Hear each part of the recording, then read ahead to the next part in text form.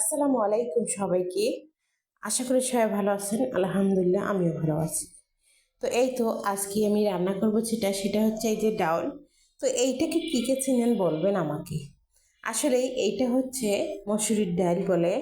আসলে এটা যদি ছিলকাটা ফালানো হতো তাহলে লাল কালার হতো, ছিলকা সহ বলে এই অবস্থা। তো অনেকেই কিন্তু এভাবেও খায়, ছিলকা সহ খায়। তো আজকে আমিও খাবো, তাই আজকে রান্না করব, আপনাদের সঙ্গেই শেয়ার করব।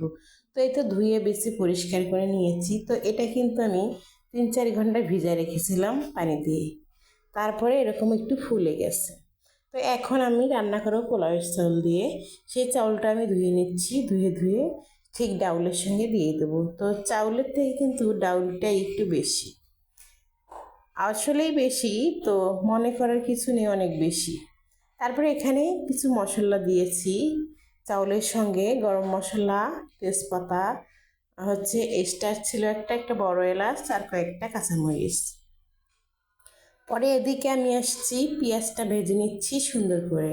পরে এখানে আদা রসুন বাটা, হলুদ, মরিচের গুঁড়া, লবণ সব কিছু দিয়ে সুন্দর করে মিক্স করে নিচ্ছি। তারপরে কিন্তু এখানে সেই চাউল আর ডাউলটা কিন্তু আমি ঢেলে দেব। তো এটা কষা হয়ে গেলেই ওটা আমি ঢেলে দেব। তো এই তো ওখানে কিন্তু প্রথমে কোনো পানি অ্যাড করিনি আমি, যার কারণে বেশি সময় লাগেনি। তো এখন এটার সঙ্গে যেটুকু পানি আছে পানিটুকু আমি সুন্দর করে ভেজে শুকনো করে ফেলতেছি। তো দেখাই দিলাম আপনাদের, দেখুন একদম শুকনো হয়ে গেছে।